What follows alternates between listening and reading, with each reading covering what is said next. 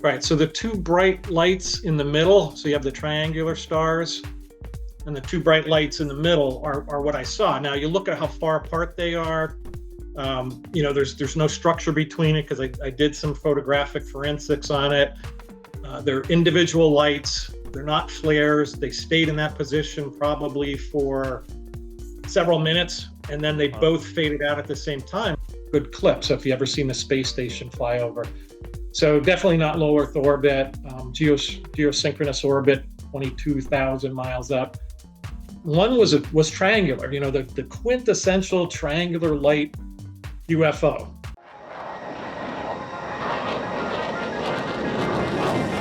Chris Lado, welcome to Lado Files. Okay, welcome to Lado Files. I have an exciting guest today. Ron Drost is a seasoned aerospace engineer and MUFON Field Investigator. He has over 20 years of experience in advanced propulsion research. He holds a BS and MS in aerospace engineering from Penn State University. He worked for United Technologies Corporation, specializing in projects with NASA, DARPA, and the U.S. Air Force, including developing critical components for the F-35 Lightning II, the stealth fighter. Now retired, Ron applies his rigorous scientific background to UAP investigations as a high-level MUFON field investigator. He tackles both unexplained phenomena and widespread misinformation in the field. Thank you for being here today, Ron. How are you doing? I'm doing well. Thanks for having me. So you've had multiple UAP encounters yourself, even with your deep knowledge of aerospace technologies and natural phenomena. Can you share the most compelling case? So I've had three. Wow. Probably the most compelling case was my first one. So I was at Penn State at the time, and I was home probably over the summer, staying with my parents and out with some friends late night. And I remember our yard was very long coming up to the house, and I would park in the back, and beautiful clear night, always looking up. Always had an interest in astronomy, what have you. And what caught my attention was, coming up from the southern horizon, I noticed two kind of like faint lights, and they're coming towards me. And as they evolved, they became shapes. And this is probably 40 years ago or what have you. So it's hard to see it in my mind now, but I remember describing it to my friends the next day, and that's what I remember. The descriptions, and I could still vaguely see it, but they evolved into what I would describe as glowing boomerangs, right? So if you look at a commercial jet, you look at just the wing platform, or like the old Flying V wings from like the 1950s, where no tail structure, no fuselage, just the wing platform, but this diffuse glow, like an orange glow, like the wings were transparent, and the entire inside was lit up homogeneously, right? And there were two of them side by side, and understanding altitude probably 4,000 or 5,000 feet, so relatively low, and no propulsion noise. Now this is the dead of the night, probably around midnight or so, and they just come up to me and they fly over, and I watch them go to the other horizon. And if you ever had an encounter, you sit there, it's like, okay, you try to process it. What did I just see? And I'm at Penn State for aerospace engineering.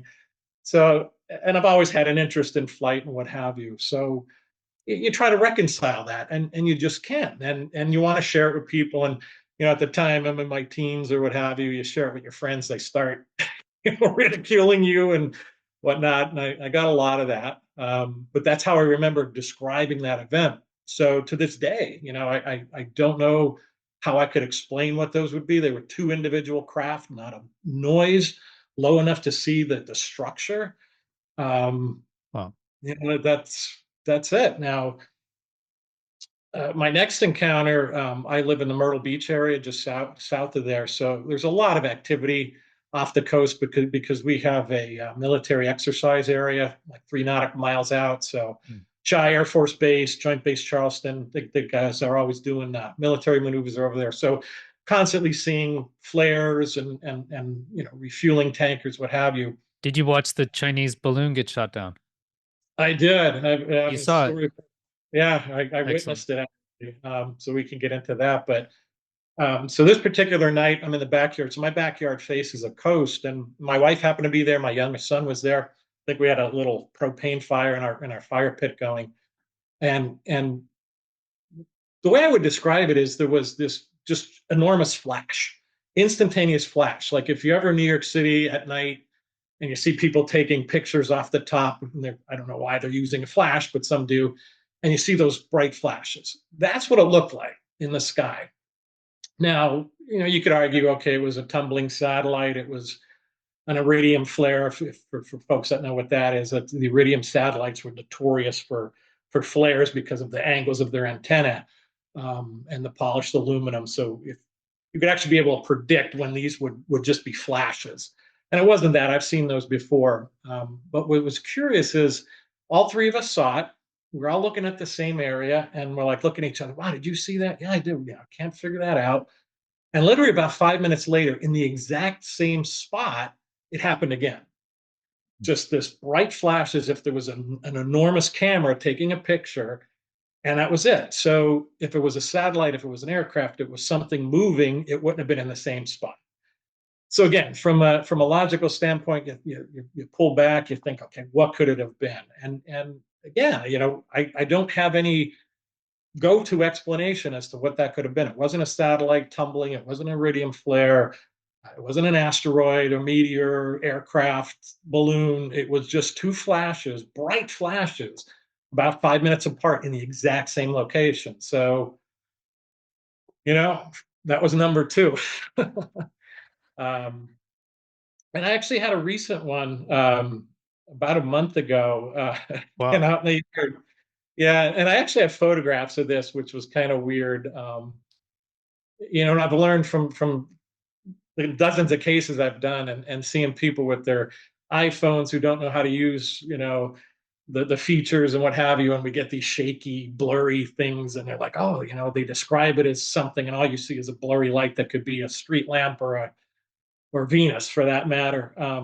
But I was out in my yard, and again, always kind of looking up, and what caught my eye is, I know this guy fairly well, being kind of an amateur astronomer, and there were these two white bright lights where they shouldn't be. And I obviously know what aircraft landing lights look like and what have you. These were clearly well above flight altitude.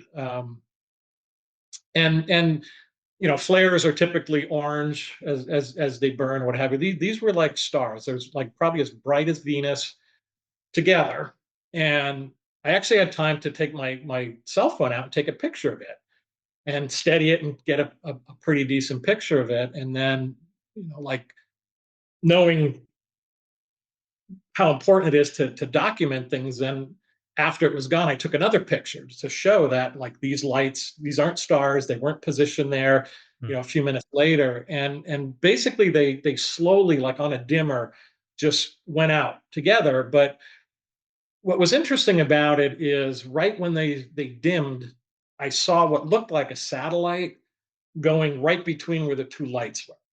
So at satellite level, low Earth orbit, what have you, and it was going directly west to east. So most satellites, either polar would be north south, or at some inclination angle. This was directly, not many satellites have that trajectory. So that added to the just trying to figure out what I was looking at. And I have those photographs. So it's basically two pictures, just two bright lights, and they were stationary for minutes. So it wasn't an aircraft approaching, landing, turning, what have you. It just kind of dimmed out, and then this much dimmer light passed right between it. So Can we see the photo? Can you share the photo?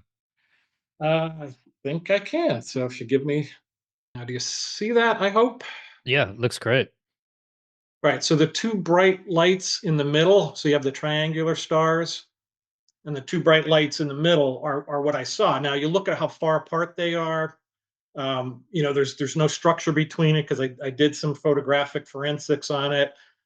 They're individual lights. They're not flares. They stayed in that position probably for several minutes, and then they Wow. both faded out at the same time. And then cutting across, so I'm facing north, so from west to east, right between them was this. what you would see as a satellite crossing over a very dim light. So then I show it, but my next photograph a few minutes later just shows this triangular formation. In fact, that might be Triangulum, the constellation, and it shows that it wasn't there. So, again, what could it have been? I don't know. It wasn't moving. It was stationary. They were fixed. They were extremely bright. But the curiosity was that little white light I saw pass right between them after they went away. So, again, After as they an went away. aerospace, what's that? Yeah, after they went away, you saw like a satellite then. Yeah, and literally, so it would be going due west to east, and that's not a typical. Usually it's on some kind of inclination angle. So that stumped me too. In fact, I ran in and got one of my apps that would show what satellites were in the area, pointed it up, and there was no major satellites that would account for that. Um, so Well, again, also just if it's stationary, how's it going to be stationary unless it's in some sort of geosynchronous orbit? right, and then you'd never see it. But I'm talking about the light that went between it. I want to see if that was a satellite, and I I see.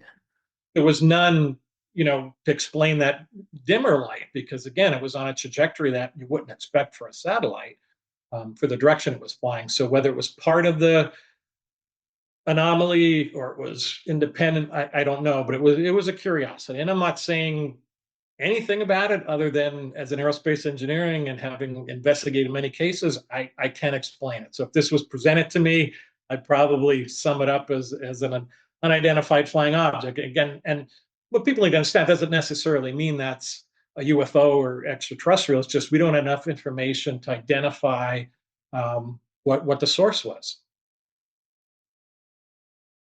Okay, excellent. You have extensive background in aerospace engineering. You've worked on cutting edge propulsion systems. You've worked on classified projects with NASA and DARPA, among others. So, what led you to join MUFON, and how does your engineering expertise shape your current approach to UAP investigations? Well, I guess I got to take you way back to when I was a kid. I was that kid that would fly paper airplanes and model rockets and what have you. And you know, actually, like you, I wanted to be a pilot. And in 10th grade, unfortunately, I got glasses. And back then, they didn't have LASIK or anything like that available. So decided to get into engineering and design aerospace vehicles instead of flying them. I focused on advanced propulsion.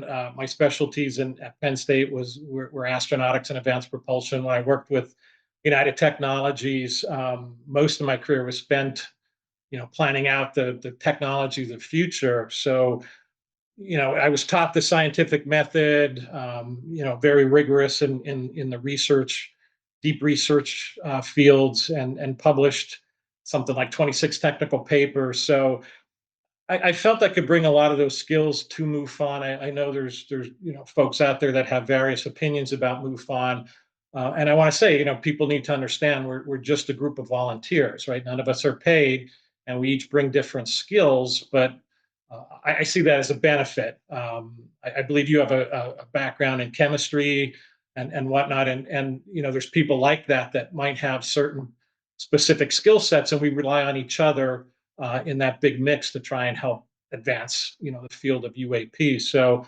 even before I got into MUFON, some of the things I'd be seeing on TV and whatnot, I had some skepticism about what MUFON was doing and who these people were and how scientific their approaches were. So I felt I could make a difference, at least that in my world in contributing my skills to MUFON. So, but the more I investigated MUFON, the more I understood that they are ultimately in search of the truth.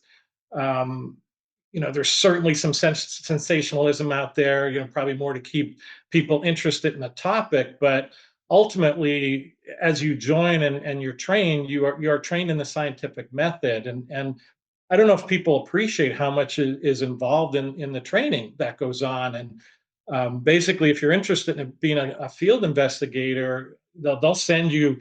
I have a copy here, the field investigator manual, and it's hundreds of pages, and it touches on so many aspects of the field of ufology, and you can't become expert in every area, from the manual, but it would show a commitment and at least kind of level the playing field for all different backgrounds. So, you take that manual, you study it, and you take an entrance exam, and you need to get an 80. It's a 100-question exam. You need to at least get an 80 to get into the program. And then you come in as an apprentice. You work with a seasoned field investigator or a state director on your first couple of cases. They walk you through the process. And as long as it takes them to be promoted into the different levels, there's actually 3 levels of field investigator: 1, 2, and 3. So first one is field level 1, and they go into more details. Or MUFON actually has a site, MUFON University, and I'm not even sure people are aware of that. It's basically an online learning portal with various courses from how to understand photographic evidence and all kinds of topics, radio astronomy, what have you, and each level of investigative or each investigative level, you get more and more information, and you do more and more cases, and you have to kind of show that you're capable of conducting an investigation from a scientific standpoint, basically using the scientific method to come to a logical conclusion about what's being reported. So to get to field level 3 like I am, I mean, it's a host of training programs and courses online and in the field, and a certain number of cases you have to have closed before you get there. So while we are, yes, all volunteers, and a lot of the people do have technical backgrounds, and then with all that additional information, it's like anything. You come up to speed, and the more you put into it, the more you're going to get out of it, and the more you can contribute. Okay, how long have you been a MUFON investigator?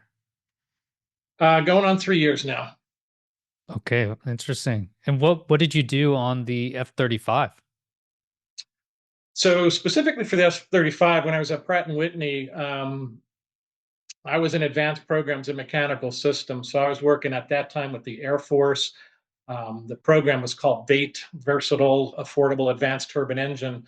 And, we're basically looking at technologies not for the JSF or the F-35, but also for the future. So the way the Air Force and the military works is, the strategists in the Pentagon get together, every so often, every 5 years or so. I don't remember the interval specifically, but they try to understand the battlefield of the future, right? Because technologies don't come overnight.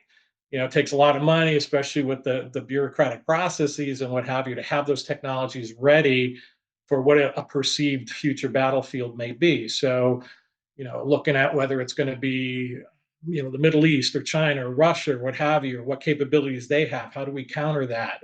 Big push for hypersonic weapons now. So those technologies take time to be developed and incorporated into the various platforms. So, they would do those strategies, and they disseminate that information or the metrics down to, like, the Air Force. I was working with the Air Force Research Lab at Wright-Patterson.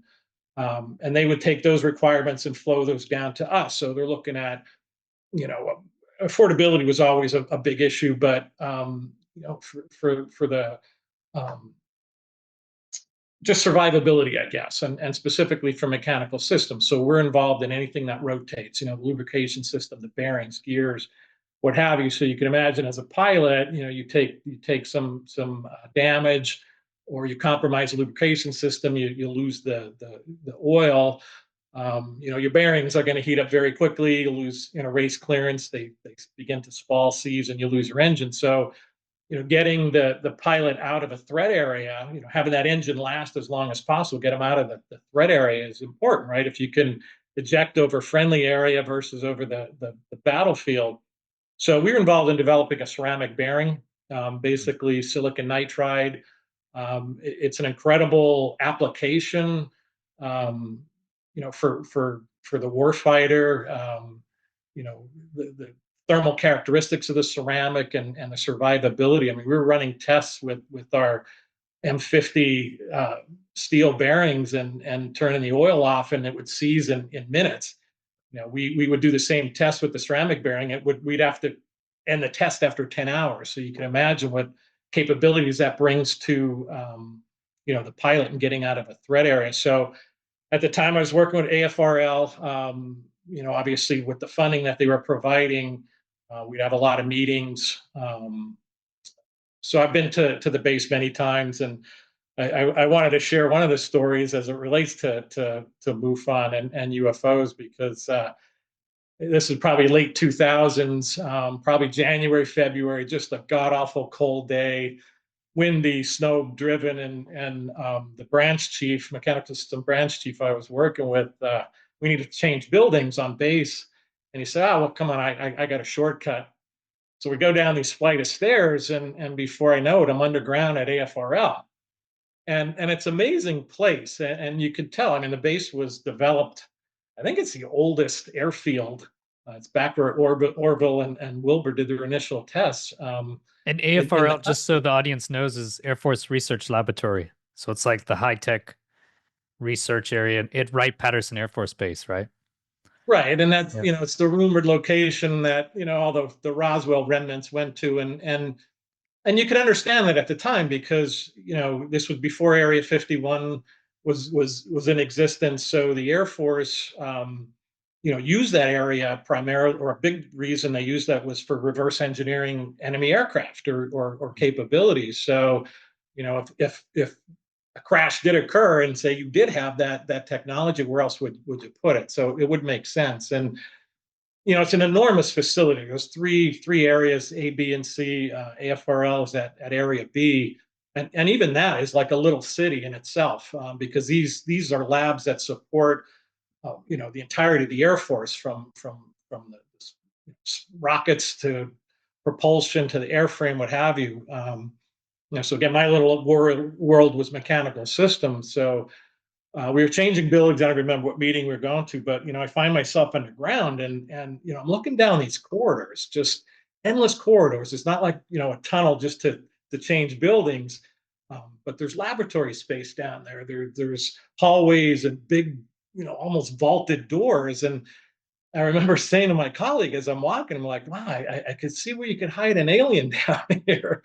And he kind of just chuckled. He didn't say anything, but um, that's one thing I'll never forget, is just seeing how vast of a network just the underground area was. So if you are going to hide something, that would be the place to do it, at least at the time. I'm sure there's nothing there now.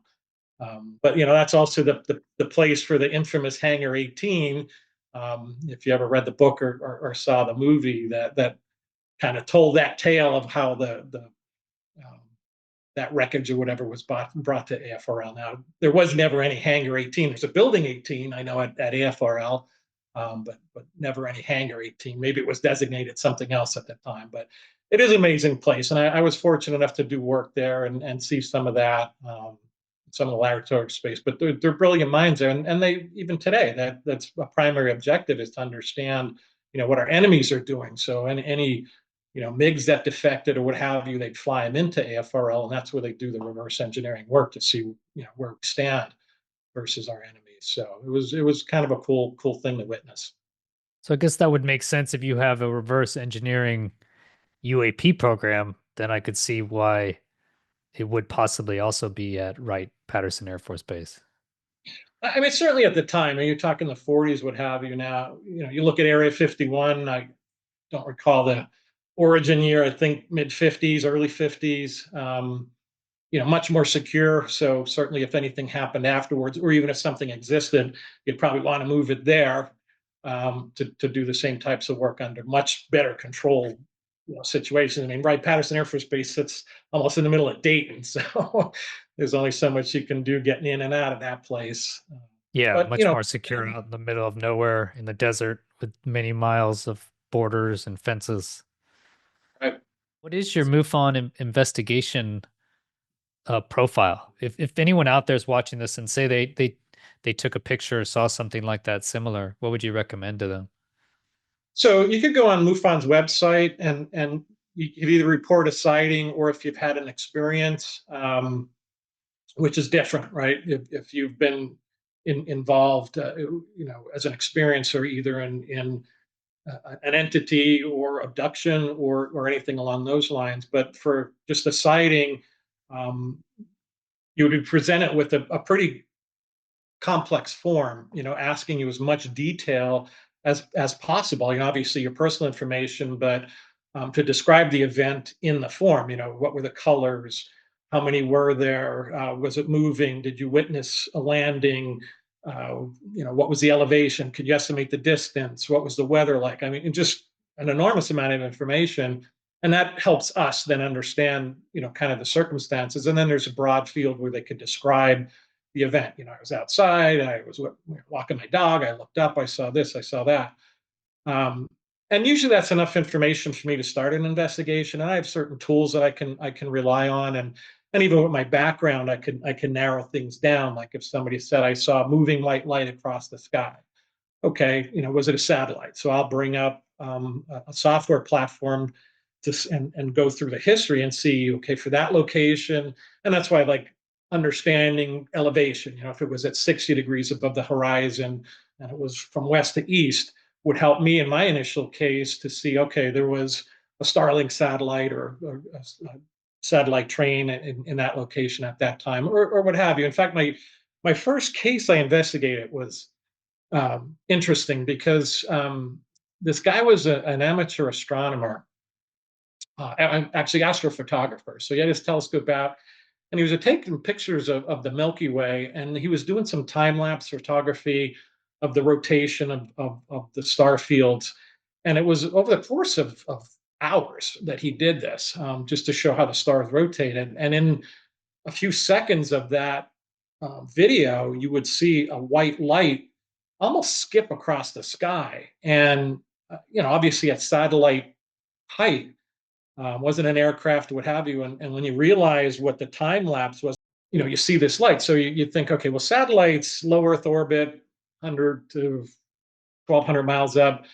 These satellites circumnavigate the Earth in 90 minutes or so. They're moving at a good clip. So if you ever seen the space station fly over, so definitely not low Earth orbit, geosynchronous orbit, 22,000 miles up, stationary, too far away to see. So, was it a satellite in mid-Earth orbit that would be just traveling slow, or was it a meteor, or was it a craft? So this is my first case on my own, and I pulled up the software that would show the satellites, and sure enough, a Russian satellite in that exact location, because you could pinpoint it based on the constellations and deep sky features that were shown in this video.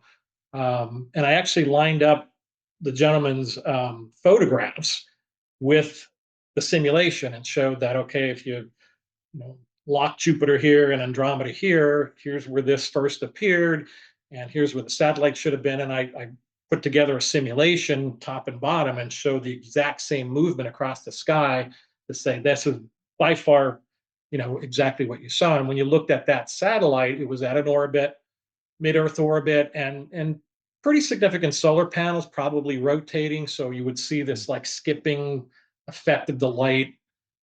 And part of that was caused by the photography he was doing. But, so I closed that as a Russian satellite. So the more information that you could provide, a lot of times I can come to certain conclusions prior to even calling the witness. And that's important because I could ask questions. It really is following a scientific method. And sometimes you could ask a question to either validate. You see a lot of times if you watch the crime shows, the police will have information. I'll ask a question a certain way that'll, get the person, to admit that whatever crime they did. So I try to do that, and not in a deceptive way, but just to validate information I might have. And a lot of times, then that just concludes the investigation. That yep, I did some pre-investigative work, and this is what we conclude. And based on the questions and answers, here's what it is. And most people will accept that. So it's really dependent on how much information we get. So if you do have a sighting, and what people should do too, and I tell people, and it'd be good to have a broader audience hear this, is that if you see an anomaly and you're taking video, talk through the video, right? So we know what's going on. Okay, it's 11:30 at night, I'm facing west, I see a light, the light seems to be moving. It's, because the video may not always pick that up. Um, Especially if people start zooming in and their hands are moving and what have you.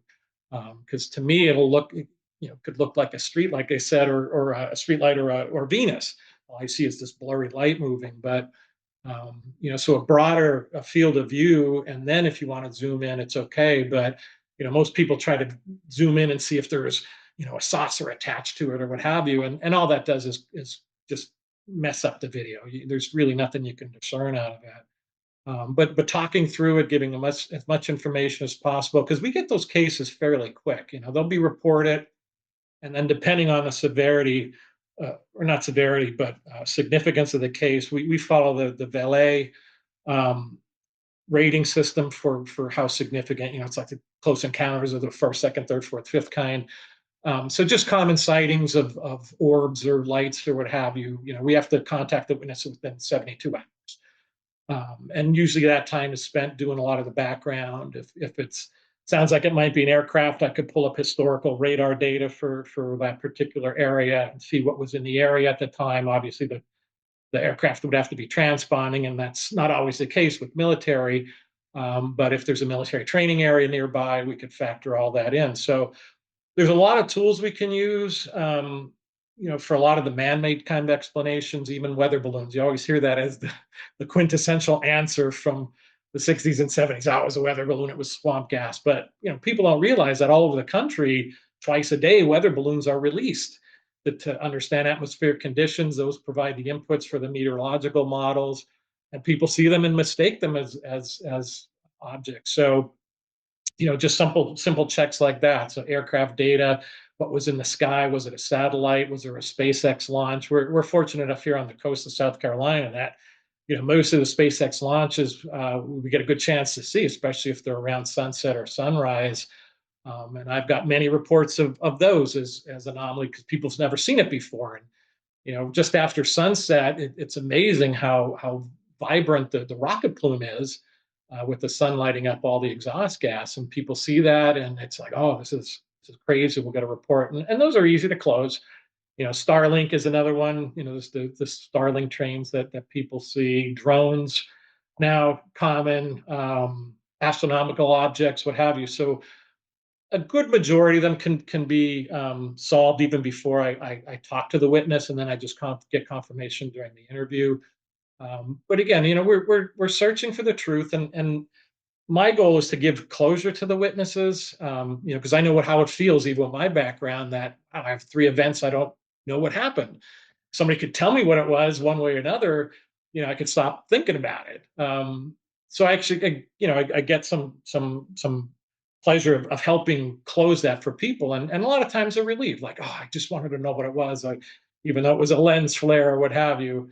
And others kind of try to resist it, that they want to feel like there was some importance to the event, especially for them, that you could say, well, right at that location, here's this aircraft.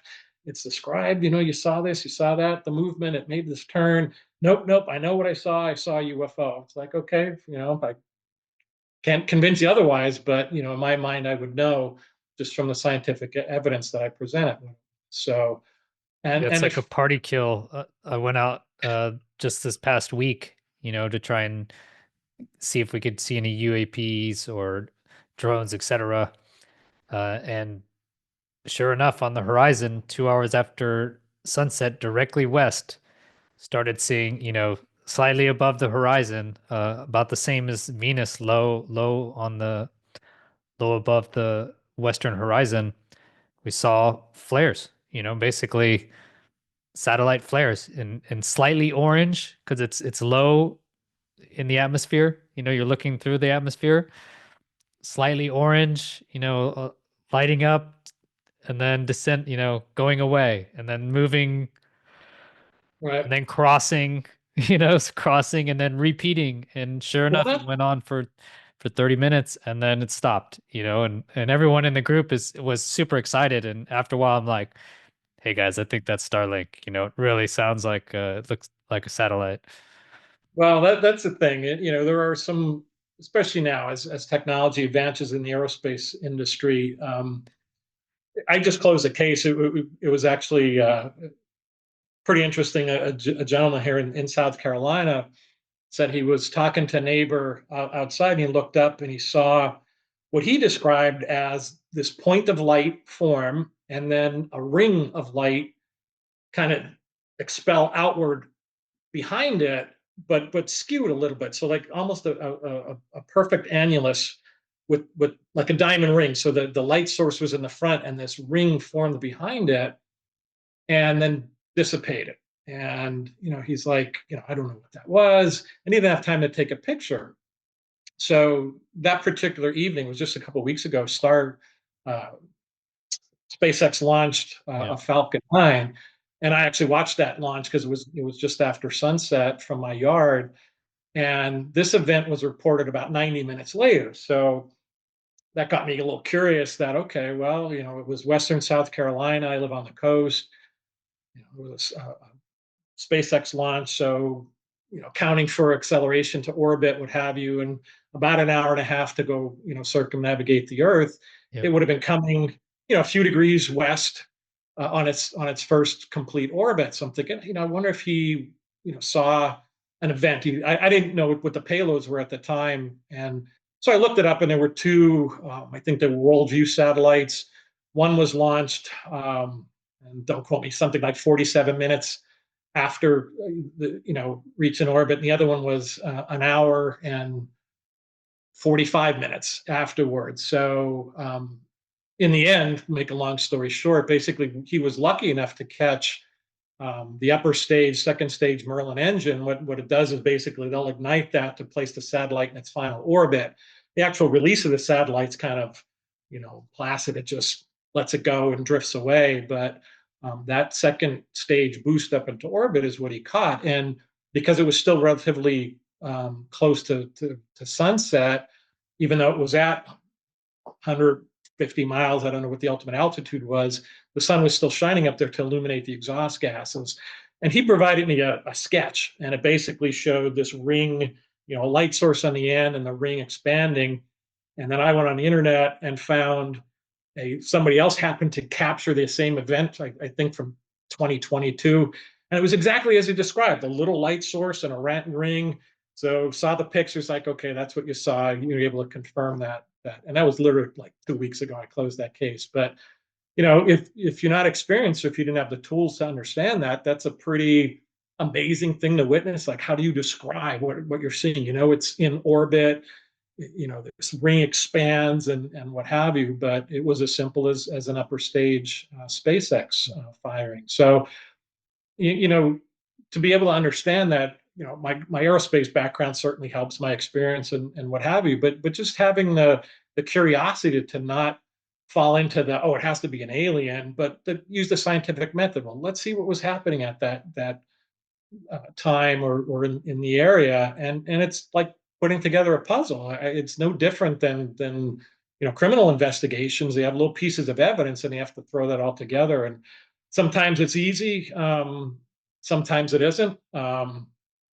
One of my other cases that come to mind with a lens flare, which is a common occurrence, and one thing that usually sets it off for me when I hear somebody say, in a phone interview, I didn't see it when I took the picture, but then I took the picture out at home and there it was. Okay, well, most likely some kind of photographic artifact, and that we go through a lot of courses in MUFON to learn to look for things like that and what causes it, the physics. So even if you don't have a background, so this particular case, there was a gentleman coming out of the University of South Carolina football game and coming down the ramps facing west towards Columbia, beautiful sunset. So I don't know if it was his girlfriend, his wife, he's taking a picture of her with the sky in the background. And then he said there were some people coming and he wanted to take more pictures of the sunset. So he progressively moved down the ramp, and he got a couple of pictures, and then he looked at them, and all those pictures had um, lights on it. One was triangular, the quintessential triangular light UFO, and other photos, or in the same photo, there were other lights. There were four lights, kind of distance, lower left of those lights. So the first thing I did, I took the photographs and I put them together in a movie. And what was interesting is these triangular three lights rose in the sky with each progressive frame. So I basically made a movie out of these still frames. And then these four lights came up from the horizon behind it. So I'm thinking, almost falling into that trap, like, what the heck is going on? Because, I have a lot of tools and whatever where I could enhance photographs and videos and zoom in and look for structures and change the contrast. So I zoomed in looking for a structure with these three individual lights. Could I see a platform behind them or between them? And I with the contrast, it's hard to come to a conclusion, but I'm starting to think like, wow, what did this guy see? Because the direction he was facing was directly at Columbia International Airport. So that's controlled airspace. So if these lights were flying over, they probably shouldn't have been there, especially in formations like that. And then go to the interview, and he said, they weren't there when I was looking at the sunset. So that triggered me to look for lens flares. And sure enough, you look at the photograph, and there was down on the bottom, or on the ground, there was a street lamp that had three globes. If you've seen those to light up a big area. And then the distance was, I think, University of South Carolina's practice field, and they had the stadium lights on. And those were the four lights that projected the flare to the left, and the three lights projected the triangular formation. And the thing about lens flares is, when the light's going through all the photographic lenses, it'll get flipped and reflected. So if you lined, so I did this with the photograph, I took the lines from each one of the lights and drew them across to where the lights in the sky were.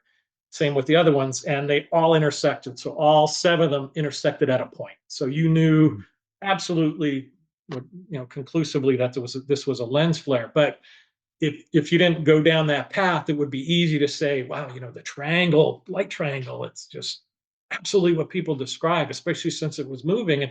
And all he was doing was moving down the ramp, and that was changing the angle of the lens that made it look like the light in the sky was moving upward.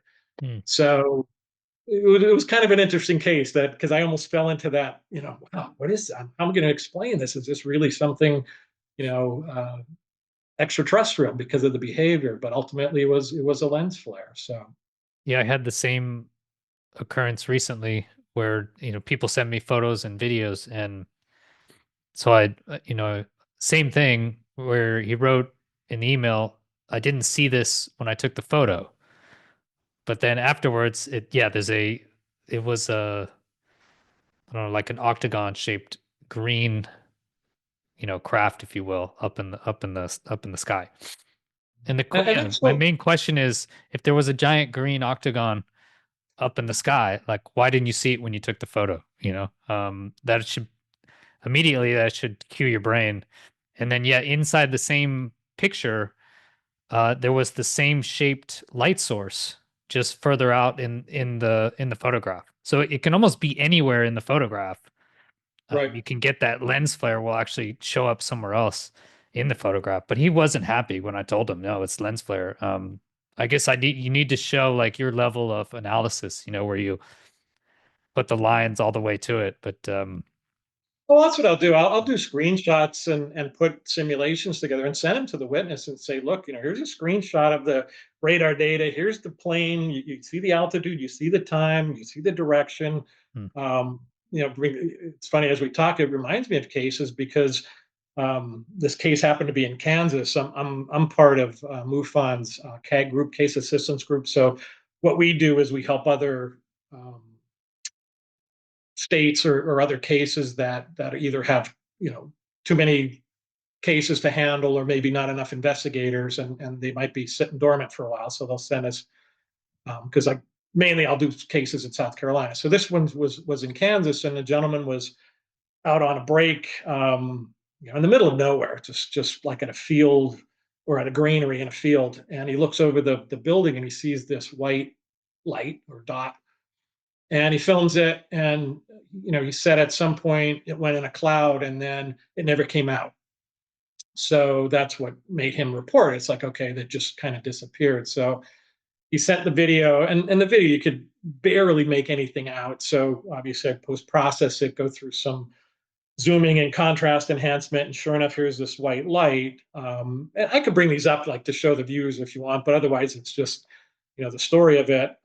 So you see the light. So go to historic radar data, and sure enough, in that direction, I think it was a King Air flying 26,000 feet, so not terribly high, but close enough that, and the sun was positioned, it was like 9 in the morning, so the sun was in the east, the aircraft was west of him, so the aircraft was white, just happened to reflect a certain way, but he was thrown by the fact that he, saw it go in a cloud and never came out. So, as an investigator, you could see many reasons that could happen, and one of them would be obviously a turn, right? So if he goes into cloud, the pilot, VORs, you're following, electronic highways in the sky. Basically, you come up to your next waypoint, and you make a turn, happens to be going against the direction that you're looking at the cloud. And sure enough, that's what's going on. So, fortunately, we have enough tools at our disposal now that can help. I don't know how it was investigating back in the 70s, before the internet and all these tools were available. But that accounts for the majority. I mean, I've really had dozens and dozens of cases, and there's really only one that I put in as unidentified, and it was because of a conflict I had. Well, not a conflict. What I came up with as a conclusion didn't match the witness, right? So yeah, so let's hear it. So over all your dozens of cases, you've been able to rule them all as explainable, except for this one case. Right, and our guideline, because nothing's for certain, and we tell them that our guideline is to reach 90% probability. So if you could say with 90% probability that, based on radar data or based on satellite positioning or what have you, and some of it's just common sense, right? I know you and I got together through an acquaintance of yours who had filed a report, who was, flying a drone, and it was, again, one of those things, didn't see it on the video, but when I post-process, I see these flashes of light. And so I post-process that video, and it turns out to be a shorebird. And you could actually see the wings flapping. So, what kind of bird was it? Could it have been a UFO changing shape? Well, yeah, but common sense says it's, at the beach, it's probably shorebird. So that to me is greater than 90%. So that's what we try to attain. And again, I don't know if I've just been fortunate or I just like solving problems or I'm relentless at it. I think I'm pretty confident in what I've identified was very accurate.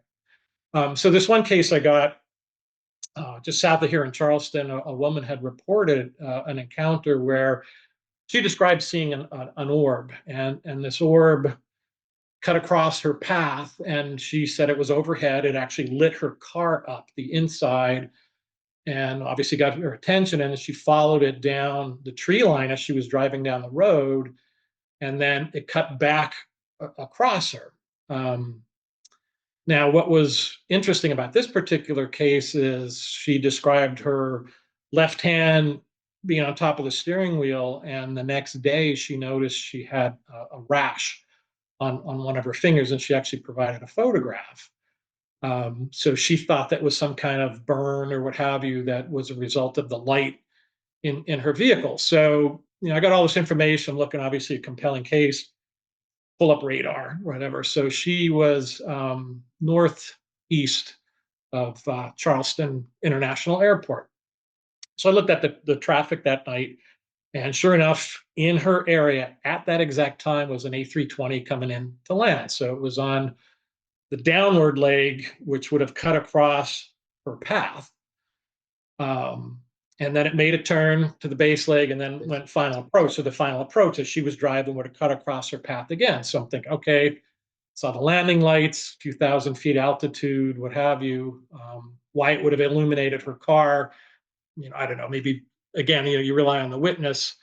So I mentioned earlier about having the questions in mind to verify it. So I said, okay, so this crossed, and I don't remember if it was left to right, right to left. I said, so this orb crossed from left to right. And she said, no, actually it crossed from right to left. I said, This is really important. Are you sure? Nope, I know for certain it crossed from left to right. So it was opposite the way, the aircraft was going. So that kind of blows my analysis out of the water. Now, again, this aircraft was in the area at the exact same time, did the exact same maneuver. So I have to rely on her to be accurate. Now, did she not remember it? Was she taken aback and remembered it differently? I don't know, but that was her testimony. So, without photographs or what have you, I asked her, and actually, as we got into it, she said she saw a helicopter ultimately chasing this orb. That's what brought it in. Now, a lot of helicopters won't be transponding, if it's Coast Guard, military, what have you, police. So no way to tell if there was a helicopter in the area at the time, or maybe it was a searchlight, right? So maybe they were police helicopter searching, the light flashed through her car, a lot of possibilities. So she said, no, this orb was in front of the helicopter, it was round, and the helicopter seemed to be chasing it, and it was going opposite the direction where I thought the aircraft was going. So I asked her to provide a sketch, and she came out with the sketch, and she shows helicopter looking structure and a white light in front of it over treetop level, and that's how she described it. So with that information, with no other evidence or explanations from my standpoint, I had to trust the information she was given was accurate and call it unidentified. So she said the light was far enough in front of the helicopter. It's an individual orb?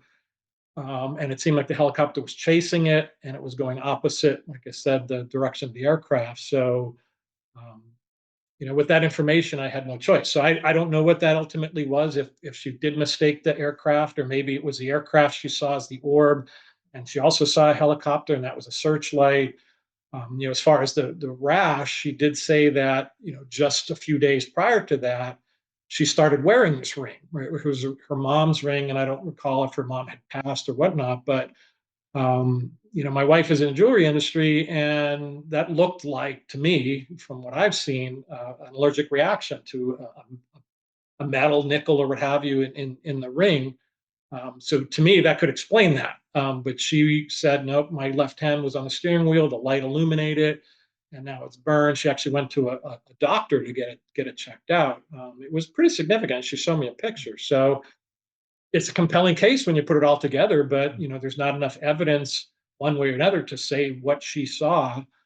So I have to rely on her testimony. And that's one of the challenges as an investigator is people in the moment, especially if they don't have experience, or even if they do, it's like that old game of telephone that, you tell people down the line, by the time the information gets to the end, it's just nothing like it began with. And you could have 10 people witness an event, and they'll all, if I interviewed all 10, they'd all describe it differently. So I know earlier you mentioned about the Chinese balloon. So, knowing that was coming over our area, I was kind of stoked. So, I go outside right on my front porch about the time it was supposed to be there, and I look up, and sure enough, there it is, just this white dot sitting there.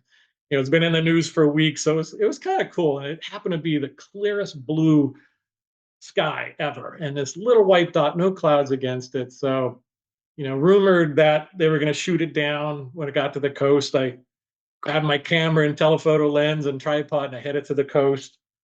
And as I'm driving to the coast, I see the two F-22s out of Langley coming up. You can see the contrails together. It's like, this is going to be cool. This is going to play out so well. And as it's drifting towards the coast, they're circling it. And ultimately, as it got out far enough, safe that they downed it, it wouldn't do any damage on the ground, Sidewinder takes it out. So I'm literally on the beach, and there's bunch of people around me at the time, and as it's playing out, I'm listening to everybody interpret what they're seeing, and it amazed me how people were so convinced of what they were seeing that I thought to myself, boy, if this happened to be a UFO and I were interviewing you, because I kind of knew a lot of the truth, I would have been totally misled. Like, for instance, people were saying, well, how high is it? Well, that looks like 15,000 feet. And I should know, I fly a lot, and I know what it looks like at 10,000 feet when you could use your electronics, ding comes on, and you look down, that's so high, it's 10,000 feet. And, what's interesting, it all week in the news, it's like, it's at 60,000 feet. I mean, Yeah. and I knew that. So right there, if you say, okay, well, how high up do you think it was? 15,000 feet. Well, a factor of 3 higher. So that was one thing.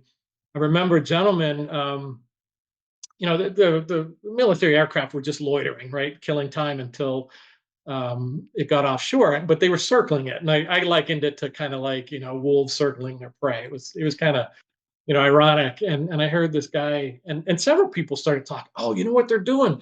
Oh, what are they doing? They're actually helping it out to sea. They're circling it to try and push it out to sea. Right. And these contrails are, a mile away. Like there's no way, anything coming off that aircraft, any kind of, turbulent shed would even barely affect it. But again, that's their perception that's what was going on. To me, they're just wasting time till it got offshore. Yeah. Um, and then when he shot it down, you could see the thing pop. And there's going to be some debris associated with that. Well, somebody said, "Oh my God, it was filled with helium. Did you see that explosion?" It's like, wow, did you see exactly what I saw? Because I didn't see an explosion, right? I mean, you have a Sidewinder with a small warhead that's designed more as a kinetic energy weapon, just, some shards of rods to destroy the aircraft or what have you. But, if that was full of hydrogen, you'd see an enormous flame. But, convinced that was full of hydrogen. So, as I packed up and went home, it got me thinking, like, this is the challenge we face as investigators, is that, people are witnessing something and either they're misinterpreting it or they don't understand what they're seeing, and no fault to them. I'm not saying that's, purposeful or anything, but it poses challenges to me. So I actually wrote an article that got published in the MUFON journal about it.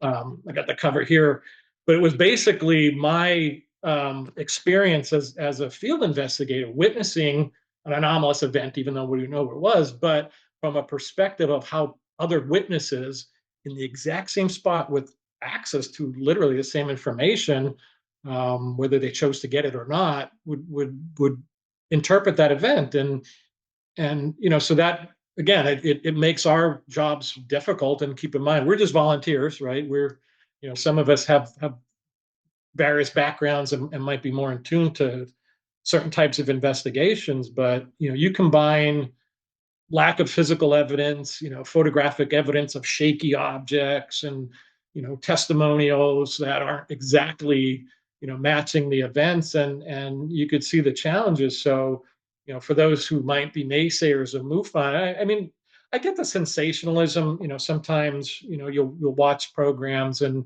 you'll see conclusions, because even with me, and this was at MUFON, but one of the programs, I think it was on the Travel Channel, were showing skydivers at night. Right, they'll have flares on their feet to whatever, so you could see them, and it was clear that was going on. I think it was in Georgia somewhere, and the conclusion from the investigator was, yeah, if that doesn't show proof of extraterrestrials, I don't know what does. And as an intelligent investigator, knowing what most likely that was, and certainly you could have verified it, because I've seen them at Myrtle Beach. They do the same thing every summer to kick off the tourist season. They have a celebration. They bring the Golden Knights in and they do a night jump, and it's exactly what was happening.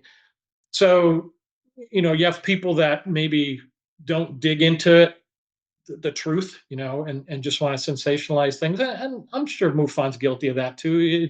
It's in part to keep the interest up, but now I think the interest in UFOs and UAPs have become mainstream, that you don't need to do that anymore. People, when you have Harvard professors out there with Project Galileo, looking at observing the sky, constantly in photographically and with sensors to try and pick these up. You try to do that 20 years ago, you were blacklisted, it's fringe, which is a good thing, because the more we keep that information out there in the public, the more pressure. I mean, I'm convinced our government knows more. How much more? We don't know until they would release it. So even the recent, Navy, military footage, I mean, that shows compelling stuff, right? By far.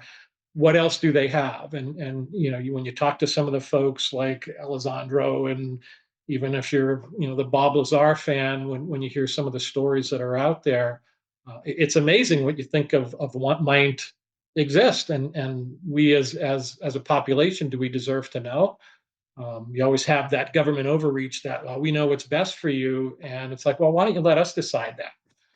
So, I'm hoping with all the information out there or all the programs out there that, astronomically, I think it's going to happen probably, when we do get definite proof, because when you look at, the orbiting telescopes and the Kepler, looking at planets, so, analyzing the light coming through the planet's atmosphere, when it transits the star, and be able to tell what kind of, chemicals and molecules are there. And even recently, I think in December, found a molecule that can only be explained that's generated with organic life. They have to go out and vet that, and make sure they know what they're talking about. But I have a feeling that there will be eventually, or soon, within years, a release of concrete, indisputable evidence. And then what do you do as a population? And maybe that motivates the government to come clean and say, here's what we've been holding to. And that, I think that would be cool. Some people might be afraid of that. Like, you look at some of the changes politically when things that are happening, and people just don't like change, and they're panicking, and they're going crazy. So there is an element of the population that would succumb to that. Wouldn't want to hear it. They deny it. You could have ET come and shake their hand and introduce himself. They're like, nope, refuse to exist, or believe you exist. So Yeah, just some of the challenges we face. the crazy thought I've heard recently, I get a lot of comments, is there's this idea, at least I believe, like you just mentioned there, that the government knows more than they're letting on. Obviously, over the past 80 years, if they did have a crash retrieval program, that would obviously show that they have more knowledge, hardware, etc. So I think there's this understanding that the government has much more knowledge about this program. But at the same time, when people from the government come out and say that they have, participated in these programs, people don't believe them because they're from the government. Like, it's like, we need more release from our government. And then when people come out and say, actually, it's all correct, it's all true, they say, no, we don't believe you because you're from the government. It's like, you can't have, there's no way we can ever get to the truth then. They need to physically touch it or go for a ride in one, I guess. And so there's a lot of challenges, and what makes our life, and we've talked about this before, we started recording about people's perceptions and how they react to their realities. And, conspiracy theories certainly don't help. And I guess I've been witness to this, and there's a lot of them out there. One particular program that comes to mind, when I was at Pratt & Whitney, one of the jobs I did was, I was a program manager for advanced program development with the government. And one of the areas we were looking at was something called pulse detonation engines. And this was late 2000s. They had just flown a demonstrator. And this particular technology is important because when you talk about getting up to like high Mach strike aircraft, Mach 5, Mach 6, it's a very efficient way, but there's a lot of challenges with it. So, the government under DARPA, this was a DARPA program, and I think the name was Black Swift, but that was an overarching program. It encompassed a lot of different things. But one of the things was looking at PDEs as a propulsion source, either as a standalone engine, or can you replace existing, because there's a lot of efficiency benefits to. Basically, it's the difference between subsonic and supersonic combustion, and there's a lot of efficiency benefits. So we were, just throwing ideas out there. Can you actually take a current combustor from a gas turbine engine and replace it with a PDE and get more efficiency? And how does that interact with the these supersonic waves in the turbine? Because you need a lot of area for these things to expand. And so it was a DARPA program. We actually went down to DARPA in Washington, and it's kind of a funny story. The old DARPA building, it's in Arlington, Virginia. You pop up out of a subway, you go down a block or two, and behind this other office building, and here stood this black glass building, 10 stories or so, indiscriminate, and no labels or what have you, and that's DARPA headquarters. So I don't know what they don't know what to expect. So you go in, and it struck me at the time. You remind me of the movie Men in Black. If you saw that, the headquarters, which was I don't forgot the facility in New York City, but it was an intake facility or something. You had one guy in a chair reading the newspaper, and the two agents go by, and down the chute they go. It was almost a similar effect. You go in the building, and it's very nondescript and very plain, and there's a desk there with a guard, and you say, "I'm here for so and so," and he send you down an elevator or up an elevator, and off you go. And this is, DARPA is the Defense Advanced Research Projects Agency. I mean, a lot of the, very high level classified programs are come out of there or developed. So at the time, I had a secret security clearance.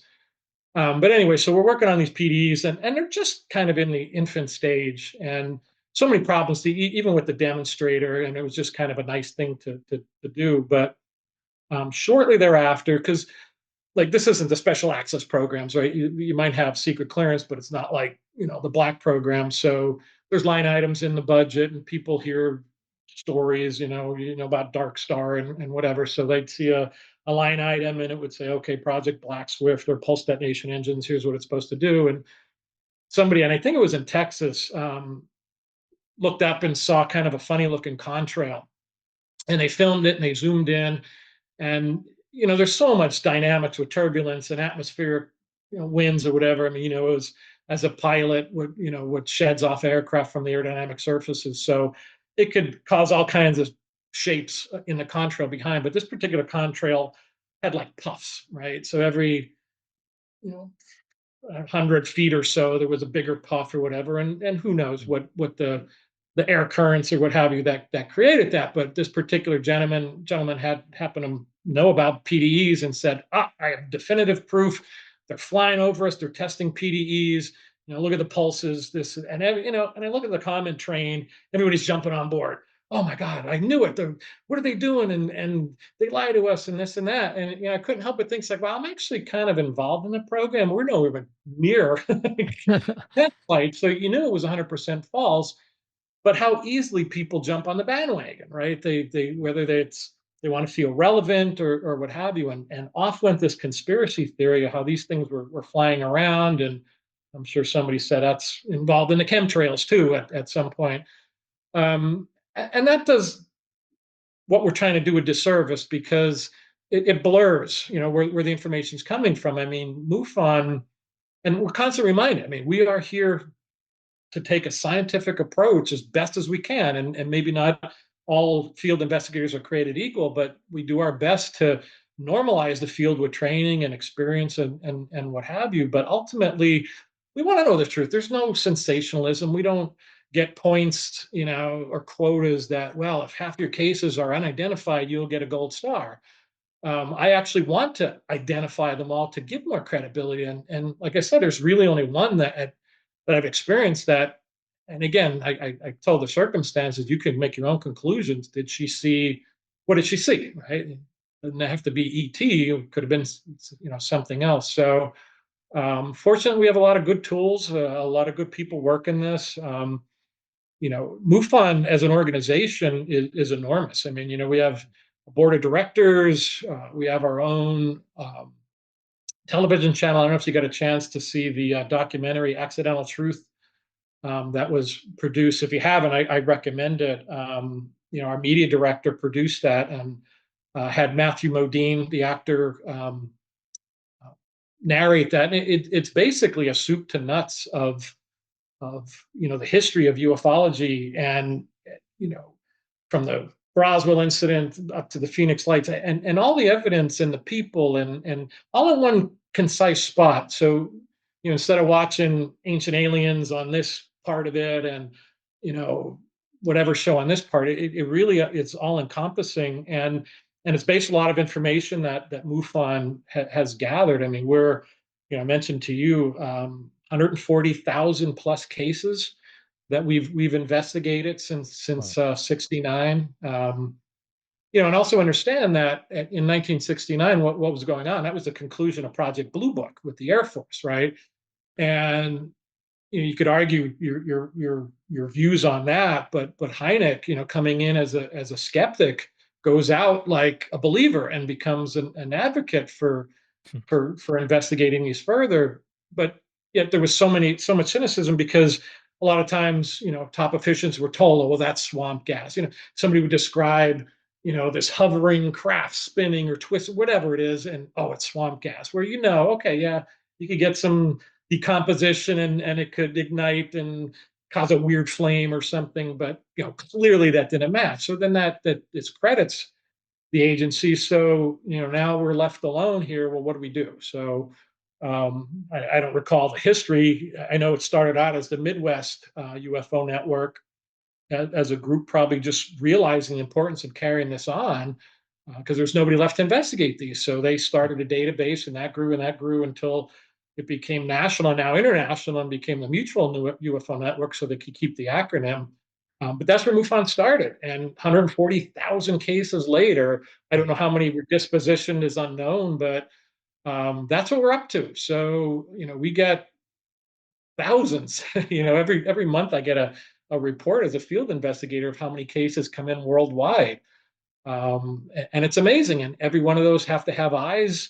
So, maybe this becomes a recruiting commercial, but we are looking for a few good people. Good men. And really all you need is a curiosity and a commitment, because we'll train you, whatever your background is. And, you don't have to be an expert in everything. We just need eyes on these cases. And that's why this case assistant group exists that I'm part of, is because there's so many cases out there, we just can't manage them all. So, we on this team help out where we can to get caught up on the caseload. But I wanted to ask on that one case, can you get helicopter locations? You mentioned you could look up the airplane, but can you not get the helicopter?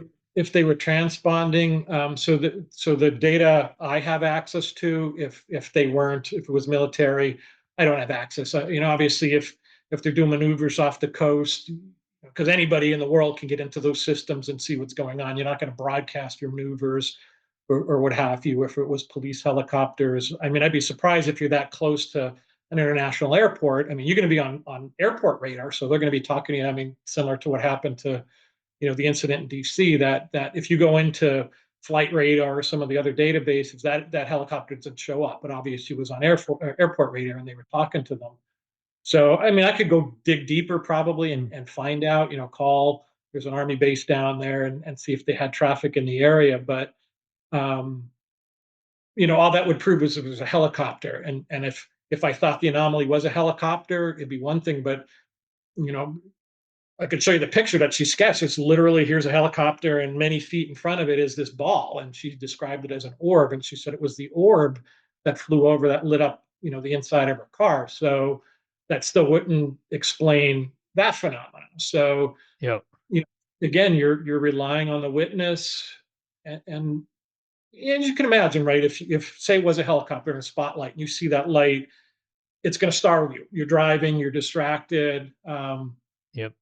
And maybe you start seeing things or interpreting things that you're seeing differently. I don't know. And again, we don't have to solve all of them. We do our best, but sometimes some get away that we don't just have enough information on. But fortunately, with the tools we have available and the rigor, at least the rigor that I apply, there's an explanation out there, and it's actually fun. I enjoy it, because when I see you got a new case, and I go in and I'll see a picture, to come from what's given to me to the conclusion, it's a fun process. I just recall another case where down in Charleston, a gentleman was driving in his car, and he said he noticed flickering white lights up in the sky over the trees, and he's driving and trying to film it on his phone. So the video is just awful. Like if I show you the video, you can't even see anything. So, you process it, you zoom it in, and all of a sudden you see these sparkling white lights. But as you come in further, you could see wings flapping. So, and again, it turned out to be a flock of shorebirds.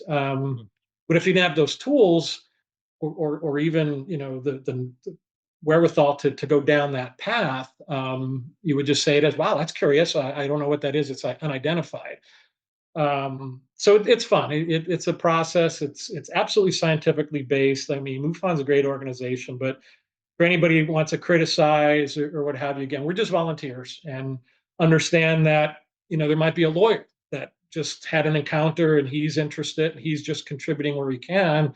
I mean, he doesn't have the aerospace background I have, but he can still look at cases. And what the good thing is, we have teams, we have experts. Like, I'm pretty dangerous when it comes to video and photo forensics, but we have an industry expert. A lot of times you'll see these same folks on TV shows.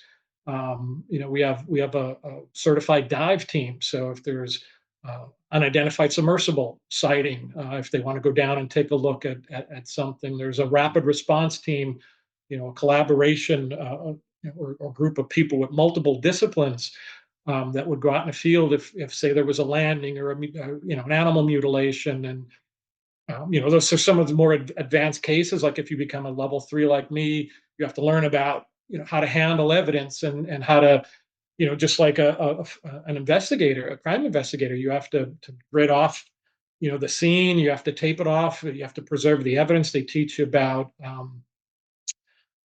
chain of custody, right? So that if a piece of evidence leaves somebody for even a short period of time, you could discredit it. It's like, well, how do you know somebody didn't grab it and do something with it? So you have to have logs about who got what and when and how that was up the command from the field, how it was packaged right up to labs, right to down to the results. And that's a lot of technique that you have to learn to do that. Like, I haven't had any on-site investigations. I'd like to think I'm qualified to go out and do that, whether it's taking radiation measurements or background, EMF readings, or just taking soil samples, what have you. That's all part of that investigative process. But there are experts in the field. A lot of them comes from the medical field that would be dispatched to cases like that. So it's an amazing organization. We have symposiums once a year that are open to the public. You could join MUFON, get our newsletters, find out what's going on. I think there's somewhat of 600 plus field investigators out there, and that's still not enough for the volume of cases we get. So if anybody's interested, either work through you to get in touch with me or just go on MUFON's website about doing that. You don't need any special needs or background or interest, just a curiosity in helping, but understand it's going to be rigor. You can't just go in and make a joke of it and try to get famous doing it. I mean, we really want to try and understand what's out there because it benefits everybody. You mentioned you're in Myrtle Beach. So have you done any investigations into like the gimbal sightings? The Navy's sightings of the sphere inside of or the cube, the dark cube inside of a sphere. Have you seen any of those investigations? I've seen the documentaries of it. I don't believe MUFON was involved in any of those that I could go up and look up that particular case. It would have to be reported through our case management system, and that database is extensive because one of the things we're taught to do is are there any related cases, right? So if I get a sighting, and a lot of times sightings will come in. And this actually hurts, a year or two later, say somebody saw something, they've been mulling it over, they'll see a special on TV, and they say, you know what, I should go report that. And then, 2 years later, it comes in as a case. So it's a historic case. And then there's only certain tools, how far back we could go in radar data and what have you to understand it. But what I can do is say, okay, are there any related cases? So our database is quite extensive. And I could go into search terms and say, date of event, February 2022, and then look at anything that was reported. Maybe somebody a state over happened to see the same thing. And that was actually, it's funny, it reminds me of a recent case I closed about a month ago of a meteor train, right? So somebody was outside and they noticed something in the sky and they look up and it was a white line. So they describe it as literally this linear line glowing. It looked like a solid object and it stayed there for minutes and then just disappeared. So you get that information like, wow, what could that be? So sure enough, I go into the database and two states over, like 700 miles away in Michigan. This occurred, might have been Kansas again, I don't recall, but somewhere in the Midwest. And in Michigan, somebody reported the same thing, same time, same general direction. But obviously, if it happened to be a meteor, you'd be able to see it even 100 miles away. And they described it exactly. So that got me, okay, this is probably what it was. And sure enough, somebody else provided something on Facebook of the same event, and actually took a picture of the line, and then when it dissipated. So it's like, smoke dissipating. So clearly it wasn't a solid object. So then I could go into the American Meteorological Society's database, were there any meteor sightings reported? And that's a database that would say, yeah, on that date we had these reports, and I could see if it correlated. And not all are documented. People have to take the time to put it in there, but again, with greater than 90% probability, because the first thing I asked, having this information, I asked the witness, I said, did you see it form? And he said, no. He goes, I noticed something out of the corner of my eye, and I looked up and I saw it. So obviously, if a meteor is coming in, and part of it's burning up, but really the speed that these come in and what they do to the atmosphere, they actually ionize the gases in the atmosphere, and that gives the glow. So that's what you're seeing. It's not necessarily smoke. And then that just dissipates. So he didn't see the event, where it would blaze the trail, because that's what he was seeing. You would have seen was a trail form. He just saw the afterglow, which, the pictures he showed me, it's like, wow, that's kind of cool. What is that? But again, when you dig deep, you take your time, you don't go, make any assumptions. The truth is out there, and most of the time we can get to it. And for the times we can't, it doesn't mean anything. It just means it's unidentified. We're not in promoting, well, that had to be this or that had to be that. It's just unidentified, and it'll sit there, and maybe somebody in the future will report, again, that case where 2 years ago I saw this, and somebody will correlate it back, and this particular person might have a photograph of it. And then you could, oh, well, that's related to this case, so he actually saw this, and figure it out from there. So it's quite extensive, and we share that with other agencies like the National UFO Reporting Center. All they do is take reported cases, so people could report it there. That's another database, but they don't have investigators like MUFON does. So, if you're going to do it, report a case, also provide it to MUFON, because that'll get assigned to an investigator, and you'll get a phone call. Hopefully people expect that and are willing to cooperate and take that call, because talking to a witness versus reading, especially if they put one line down, like I saw a light. Okay, well, let me call them and see what that light was. Did it move? What color was it? Did it change shape, change direction? Without that information, it's like, what could I do with, I saw a light? And that's why it's important, from the MUFON perspective, to have the investigator follow up. So it's a very rigorous process. I wish people would appreciate it, and maybe we could touch on it at some other time or what have you. But it's a very extensive database. I could go and search cases all the way back to 1969, case number one, to see what it was and how it was dispositioned. It's an open database, right? Anyone can search it? No, it is not open. Okay. I think so if you're a MUFON, a member of MUFON, you get the newsletter, what have you, you have access to like high-level summaries. I think of the last 20 cases reported on their website, but the case management system, the database, that's only for, that's secure. That's only for field investigators to get to. Okay. I have two more final questions here. The first one is, for the F-35 crash, this, that happened a week ago up in Alaska, do you have any background behind the scenes information about what may have happened? No, I don't. Okay, unfortunate. I think it's an engine related. I guess could be flight systems, but sounds like engine to me. It's a very complicated aircraft, as you can imagine. Yep. Even in the propulsion system, and it's a single engine, and that's why, under that VAPE program that I mentioned earlier, that's feeding a lot of technologies into that platform and future platforms for survivability. That's a huge thing. So, things that we're looking at, and you as a pilot can appreciate, when you land and, in the F-16 and the, Pratt & Whitney F-100, they'll take out chip collectors out of the lube system, and they'll see if there's any debris on that. Okay, well, let's go investigate that. If they're clear, you're good. Well, In you the can oil. Yeah, they check the oil for little pieces of metal. Yeah. right. I mean, that's spalling happening somewhere, gears, bearings, what have you. That's not a good thing. So, that was the origin of the ceramic bearing, right? Because um, it's not a fully ceramic bearing where it's race and balls. You still have the steel races and cages, but the balls, right? The interaction between the races are ceramic.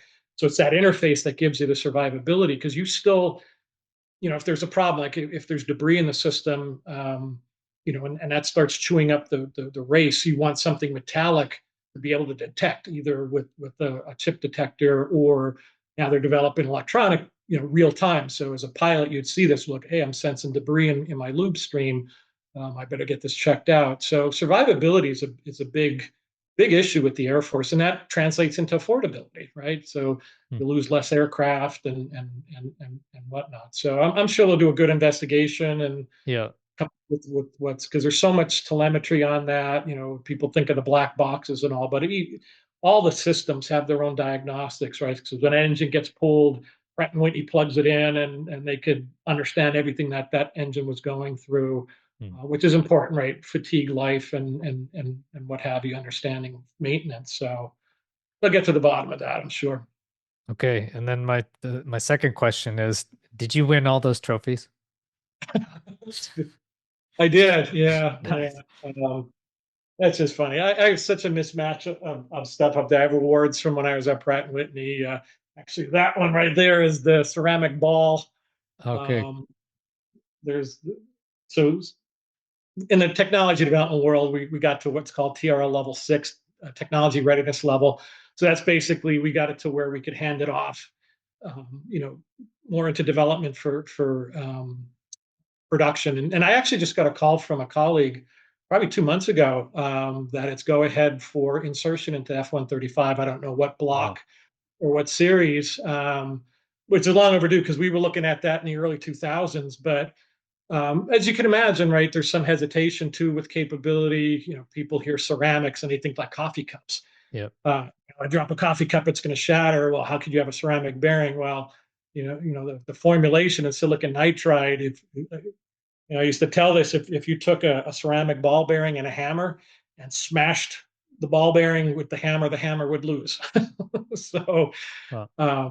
the hardness and toughness is incredible, but the devil comes in the details. At the time, we were working with Toshiba, so I got a chance to go to Japan on that program and work with those guys in developing that material, because it is an unknown, especially for high load applications in a bearing like that.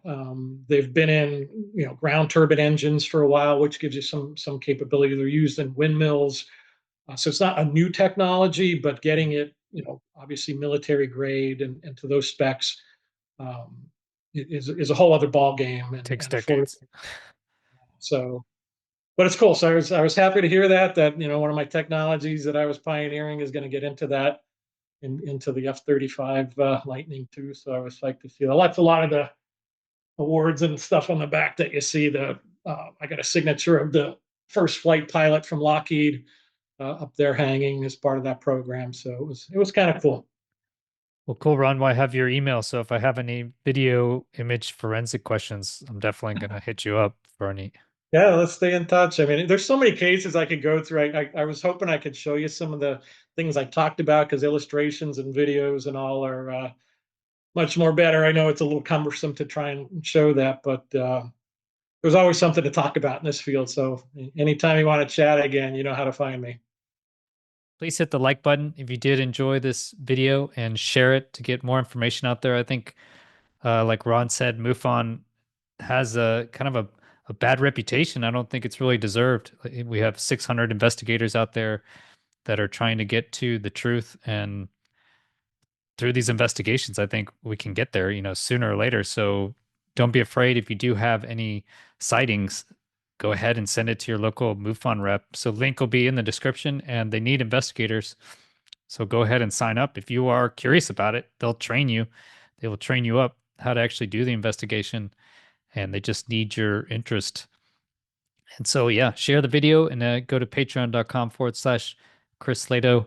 to support my channel and to get exclusive videos behind the scenes, and then come to our Discord, Lato Files Discord, to continue the discussion. You as well, Ron. You're more than welcome. Lato Files Discord. There's always people there with sightings, so it'd be great to have your professional experience on there. Well, I love your channel. I'm a fan. I'm going to follow you. So I'm glad we got a chance to connect when we did, and hopefully we can talk again soon. All right, excellent. Have a great rest of your day.